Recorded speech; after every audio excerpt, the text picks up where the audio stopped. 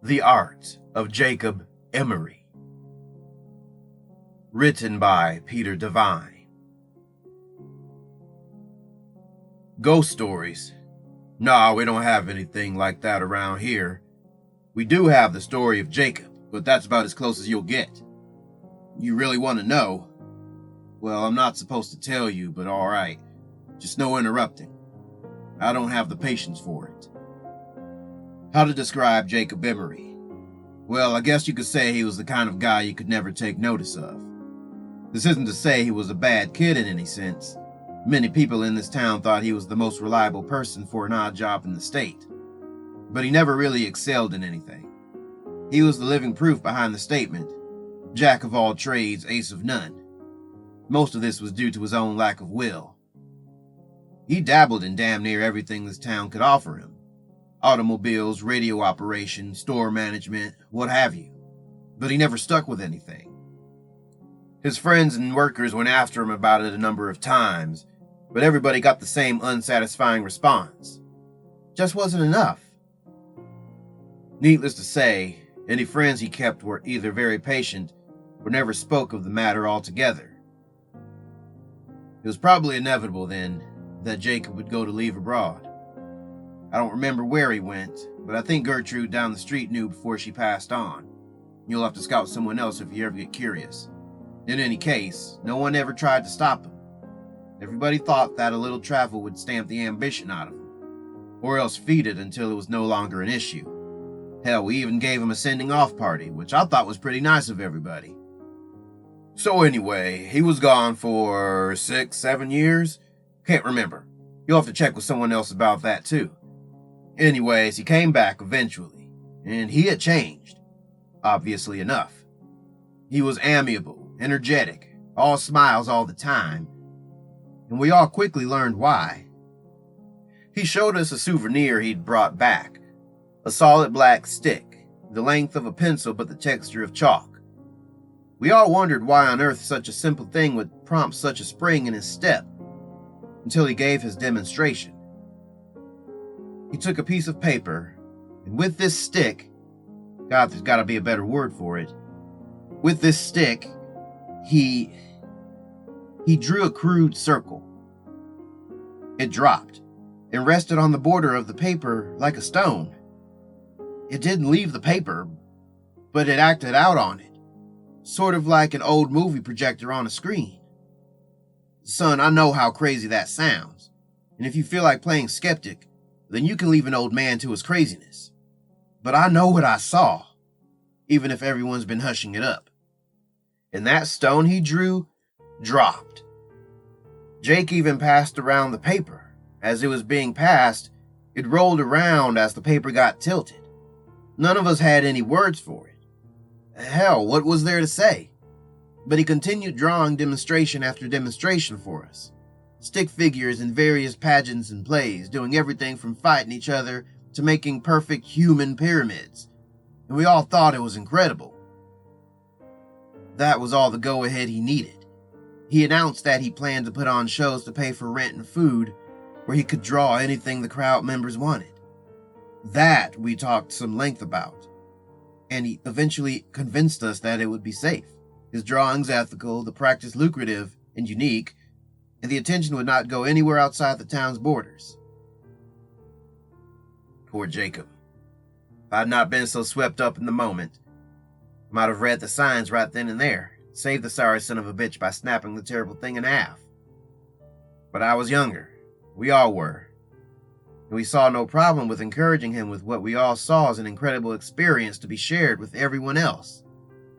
Now, he didn't have any big radio or television connections, mind you, and the internet wouldn't come around for another decade. So he did what all people on a shoestring budget do. He advertised his show with flyers. Flyers might not mean anything to you city folk, but in a small town, they gain a fair glance over from time to time. And what's more, Jacob managed to stick out by having little figures jump up and down and whatnot to get people's attention. His first show must have gotten nearly 60 or so people, probably a lot more than that. And his shows were fantastic. Someone would shout out a scene from a play or a comedy sketch, and Jake's hand would fly over a white wall like a bird. He'd been holding back when he made that stone, that's for damn sure. His illustrations were all spot on, and he could make incredible human figures in minutes. Come to think of it, I don't remember any of his scenes lasting more than 10 minutes to make. They were all really well done scenes too.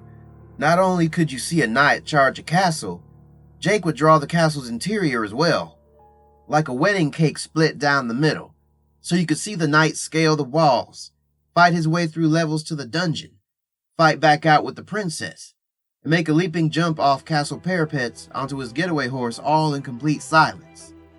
Not realistic, no, but that was part of the appeal. None of us went in there expecting something real. When a scene or a sketch was finished, either the characters would leave off a wall, or he'd cover the wall with white paint. This was good, in a way. It gave these shows a time limit, so that when he'd finished with all the 4 walls in the room, everyone knew the show was over until the paint dried. Jake, meanwhile, was changing in a bad way. I'd mentioned that upon his return he'd been extremely energetic. Well, that energy, that vitality or fervor, whatever you want to call it, it never left him. Not for an instant. Far from it, it seemed to grow in him, and he enjoyed it all too much. His eyes grew wider. He slept gradually less over time. His statements and opinions more radical and frenzied. And though he never was a pushover, he was starting to make people nervous in his company. A month or two passed, and Jake's audience grew like a wildfire. Nearly everyone in the town paid to see Jake's art in action, and he had to rent out larger and larger places for them to sit. He now didn't stop after one scene was done. He moved directly on to the next, put on the next blank space on the wall, sometimes to the intriguing effect of causing scenes to mingle, which the crowd loved. The subject matter got more wild and immoral. The monsters got more bizarre and creative. The fighters using more impossibly weaponry, all for the sake of the crowd's interests. Jake got steadily more indulgent, which we figured was from the money, and became a drinker, a womanizer, neither of which got rid of that vitality, by the way. Some of those women claimed that they'd woken up in the middle of the night to see him scribbling with that stick on a drawing pad, a gigantic grin on his face.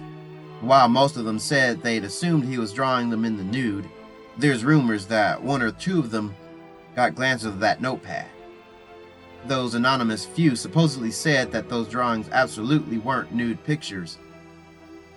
But neither of them, whoever they are, would say what he was drawing. Don't bother looking for the notepads or flyers, though. They're all gone now. I'm getting off track. Point is, he was hitting the bottom, and that's important, because it was that drinking that would eventually ruin everything. On the night of one of his performances, as he walked in front of his cheering crowd, it was immediately apparent to everybody that he was completely drunk. I was in the front row, and I could smell the bourbon on him from 10 feet away. The show started. He went through a bunch of sketches and scenarios the crowd recommended, when at the end someone asked that he draw himself. Everyone cheered the idea. I guess they'd been wondering what his creations thought of him. And he eventually obliged. No sooner had Jake finished connecting the final 2 lines on his coat than every single character across the vast, expansive wall all stopped and looked directly at that illustration. Lovers stopped kissing. Clowns stopped laughing. Robots stopped fighting pirates. Everything stopped and looked at the Jacob illustration. The crowd died almost instantly.